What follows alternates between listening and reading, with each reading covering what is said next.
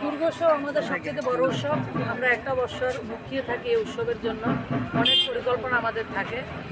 আমি অনেক জায়গা আজকে শুরু করেছি, তবে শিবশক্তি আমাদের পুরনো ক্লাব, আমাদের সোনামুড়ার ঐতিহ্যবাহী একটা ক্লাব। এটার মন্দিরের ভেতরের যে প্রাকৃতিকভাবে ন্যাচারাল ফার্মিং যেটা বলে সেটা আপনারা করেছেন, সেটা অনেকে আকৃষ্ট করবে। আমার খুব ভালো লেগেছে।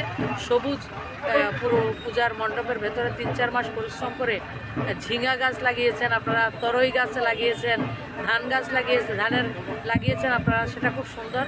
তো এটা আমাদের পরিবেশকে ইকো ফ্রেন্ডলি যেটা বলে সেটা দর্শিয়েছেন। তো আর সবাইকে বলবো, মায়ের পুজো, মা তো মায়ে হয়, মা শক্তিদাত্রী, মমতাময়ী। মায়ের আশীর্বাদ যার উপরে থাকে তার কোনো অসুবিধা হয় না, মা সর্বোপরি।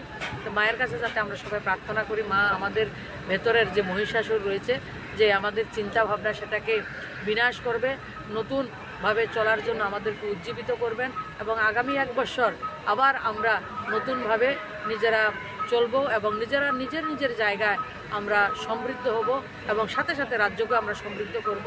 সবাই সাবধানে থাকবো। বিশেষ করে আমাদের যে মেয়ে বাচ্চারা রয়েছে, ছোট বাচ্চারা রয়েছে, তাদের প্রতি মায়েরা যাতে সচেতন থাকেন এই পুজোর সময়।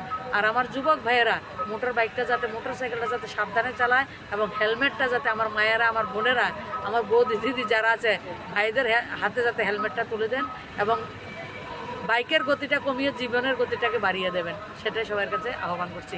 শাসন প্রশাসন রয়েছে, তাদেরকে আমরা সবাই সহযোগিতা করব, কারণ তারা প্রত্যেকে, আরক্ষা দপ্তর বলুন, আমাদের অফিসার্স লেভেল বলুন, আমাদের যে পাওয়ার দপ্তর বলুন, বিদ্যুৎ দপ্তর, সবাই নিজেদের আনন্দটাকে ছেড়ে দিয়ে আমাদের আনন্দের জন্য ওনারা সময় দিচ্ছেন। তো তাদের প্রতিও আমরা কেয়ারফুল হয়ে সবার কথা মেনে আমরা উৎসবটাকে আমরা উপভোগ করব।